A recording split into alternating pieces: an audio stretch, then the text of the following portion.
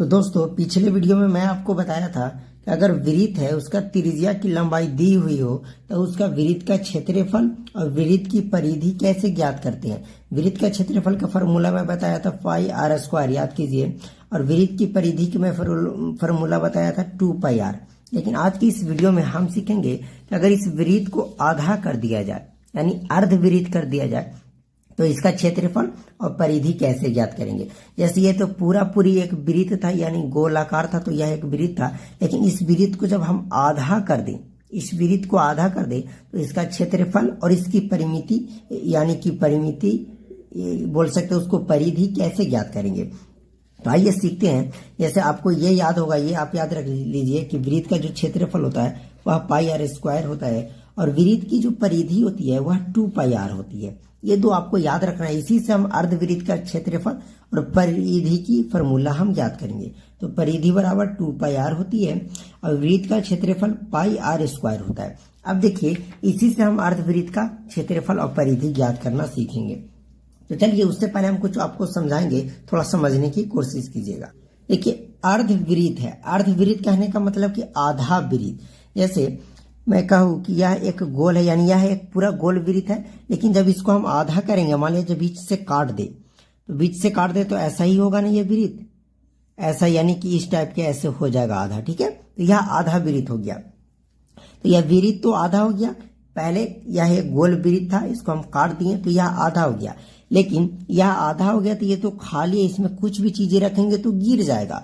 तो इसीलिए हम यहाँ से एक स्पर्श रेखा से इसके दोनों तरफ हम एक 2 त्रिज्या खींच देते हैं और बीच में इसको बंद कर देते हैं। इसमें त्रिज्या कितना 2, एक त्रिज्या और एक 2 त्रिज्या इसमें खींच दिए तो वह अर्धवृत्त जो अर्धवृत्त था वह बंद होकर एक अर्धवृत्त के रूप में बन गया। जैसे यह वृत्त खुला था तो इसको हम, जैसे आपको पास कोई कटोरी है, अगर वह खुला है तो उसको आप झाग देते हैं प्लेट से, उसी तरीके से मैं इसको क्या किया कि 1-2 त्रिज्या के मदद से इस अर्धवृत्त को झाप दिया। तो देखिए, अब यहां से हम सीखेंगे अर्धवृत्त का क्षेत्रफल का फॉर्मूला, यहीं से सीखेंगे, और अर्धवृत्त का परिधि की फॉर्मूला की भी यहीं से सीखेंगे। तो अर्धवृत्त, अर्धवृत्त कहने का मतलब कि आधा। क्या, पहले आप अर्धवृत्त का मतलब समझ जाइए। अर्धवृत्त, अर्धवृत्त, अर्धवृत्त कहने का मतलब आधा। तो आधा क्या होता है, थोड़ा ध्यान से समझिएगा। जैसे मैं बोल दूं कि आप बताइए कि 4 का आधा कितना होगा, तो आप बोलिएगा कि 4 का आधा 2 होता है। कितना होता है, 2। फिर मैं बोल दूं कि आप बताइए कि 6 के आधा कितना होगा, तो बोलिएगा कि 6 का जो आधा होगा वह होगा 3। मैं बोल दूं कि 8 का आधा बताइए, तो बोलिएगा 8 का आधा हो जाएगा 4। 8 का आधा, आधा कितना हो जाएगा, आधा 4। आधा निकाल रहे हैं यानी कि आधा, इसका हाफ निकाल रहे हैं, तो 4 का आधा कितना हो जाएगा मेरे दोस्त, 2 हो जाएगा।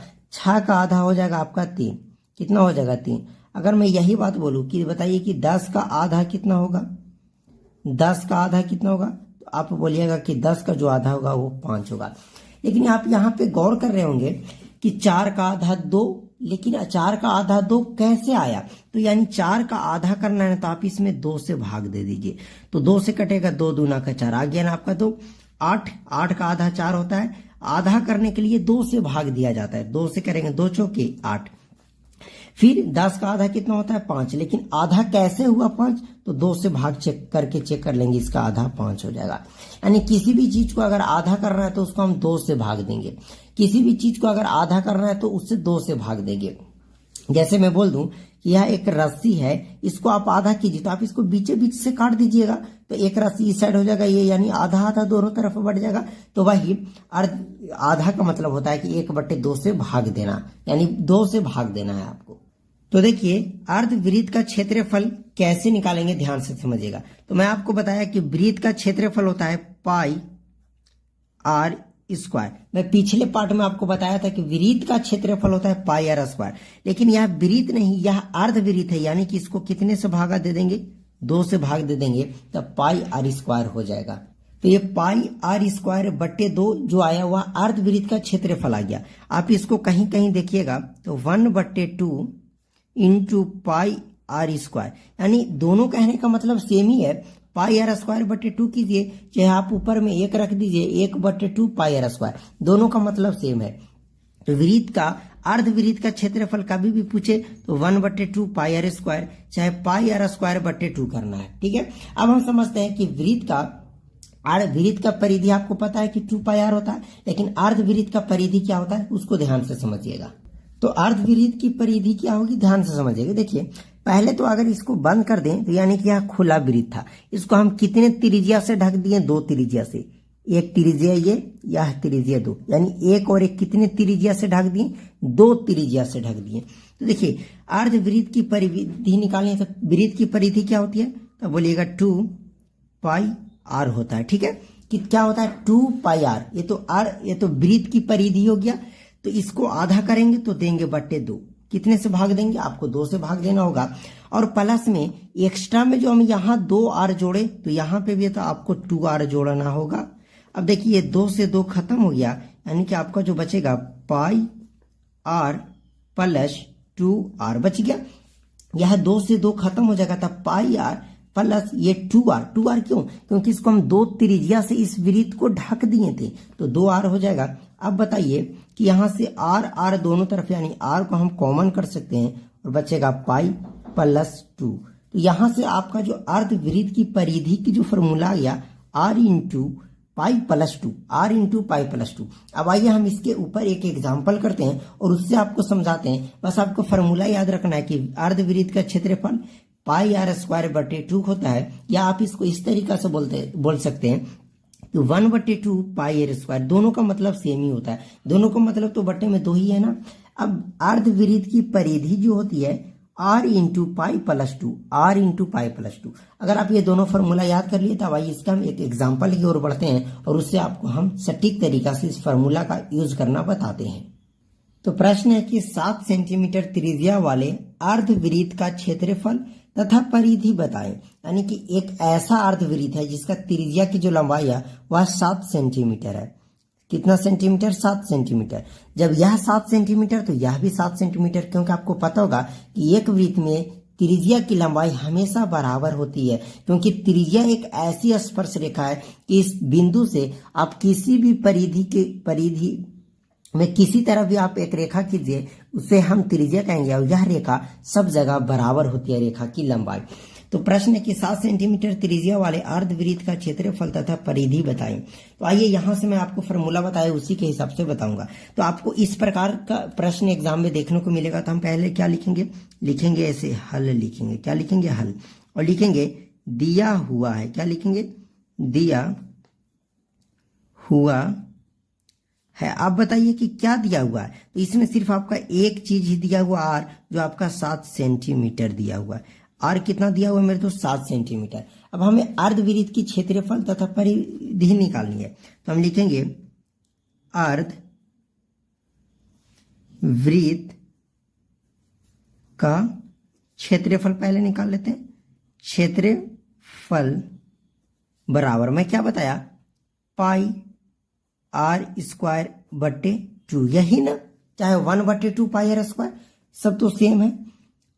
पाई का मान आपको बताया हूं कि अगर प्रश्न में बोल दे कि पाई का मान इतना रखिए तो इतना रखना है, अर्थात नहीं बोले तो पाई का मान आपको रखना है 22/7। कितना रखना है, 22/7। तो चलिए पाई का मान रखेंगे 22/7।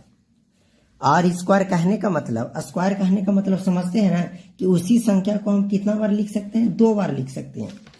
जैसे मैं बोल दूं ध्यान से देखिएगा, जैसे मैं बोलूं कि 3 का स्क्वायर कहने का मतलब कि इस 3 को हम 2 बार गुना में लिख सकते हैं। जब इसको गुना करेंगे तो 9 आ जाएगा। 5 का स्क्वायर, तो 5 का स्क्वायर करने का मतलब कि 5 गुना 5, ठीक है, तो 5×5 आपका 25 हो जाएगा। अब मैं बोल दूं कि सेंटीमीटर का स्क्वायर, तो centimetre multiply centimetre is equal two centimetre square हो जाएगा। यानी कि उसी संख्या को 2 बार आपको गुना में लिखना होता है। तो आइए पाई का मान 22/7, फिर बट्टे 2 है तो आपको गुना में बट्टे 2 रखना है।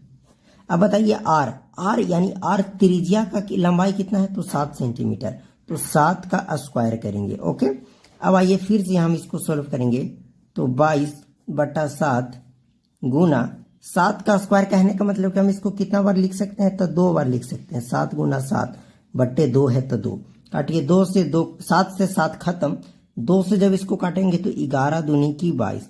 अब बच गया 11 इंटू 7, 11 सत्ते 77। अब यह क्षेत्रफल है, तो मैं बताया कि जो इसका इकाई दिया है, जैसे यहाँ सेंटीमीटर दिया हुआ है, आप इसको सेंटीमीटर स्क्वायर करना है। अगर मीटर दिया होता तो हम मीटर का स्क्वायर करते, ठीक है। अब आइए हम इसका परिधि याद करेंगे कि इसकी परिधि क्या होगी। ओके, तो अर्धवृत्त की परिधि का जो मैं फॉर्मूला बताया हूं वो शायद r इंटू पाई प्लस 2 यही बताया हूं ना। अब बताइए कि r यानी त्रिज्या की लंबाई कितना दी हुई है, तो r यानी 7 सेंटीमीटर, तो आपको 7 लिख लेना है। पाई का मान मैं बोला हूं कि 22/7 लेना है, और प्लस 2 है तो 2। चलिए करेंगे, 7 है तो पहले 7 रहने देंगे। कोष्ट को पहले सोल्व करते हैं। आपको पता होगा बोर्ड मास के नियम में कि सबसे पहले हम कोष्ट को सोल्व करते हैं।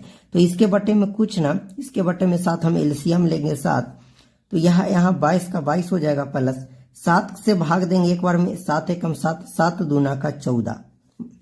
अब इसको करेंगे 7 इंटू 22, और 22 और 14 को जोड़ेंगे तो आपका हो जाएगा 36। कितना हो जाएगा 36, और बट्टा 7 है तो बट्टे 7, 7 से 7 खत्म, यानी कि अब जो आपका बच गया वह 36। और मैं बोला कि परिधि है, तो परिधि जो यूनिट दिया हुआ है वही रहेगा, सेंटीमीटर तो सेंटीमीटर रहेगा। तो कभी भी आपको अर्धवृत्त की त्रिज्या दे दे और उससे आपको पूछ दे इसका क्षेत्रफल ज्ञात कीजिए, अर्धवृत्त का क्षेत्रफल चाहे पूछ दे, तो क्षेत्रफल के लिए आपको फॉर्मूला लगाना है पाई r स्क्वायर बट्टे का 2। अगर परिधि पूछ दे तो r इंटू पाई प्लस 2। तो चलिए हम उम्मीद करते हैं कि आपको वृत्त का क्षेत्रफल और परिधि तो पिछले वीडियो में समझ में आ गया होगा। इस वीडियो में अर्धवृत्त का क्षेत्रफल और अर्धवृत्त की परिधि भी मैं सिखा दिया। देखिए, एक बहुत ही शानदार वीडियो में बनाया हूँ जिसमें मैं ये बताया हूँ कि वृत्त का क्षेत्रफल क्या होता है, परिधि क्या होती है, जीवा क्या होती है, व्यास क्या होती है, त्रिज्या क्या होती है, पूरे फुल डिटेल तरीका से सीखे हैं। तो आप उस वीडियो को जरूर देखिएगा। तो चलिए इंड स्क्रीन में उसका मैं थंबनेल दे दूंगा, तो आप क्लिक करके देख लीजिएगा। तो चलिए इस क्लास को यहीं समाप्त करते हैं। अगर आपको वीडियो थोड़ी सी भी नॉलेज फुल लगी होगी, अगर आप सीखते होंगे तो चैनल को सब्सक्राइब करके जाइएगा। चलिए, थैंक यू। जय हिंद, जय भारत।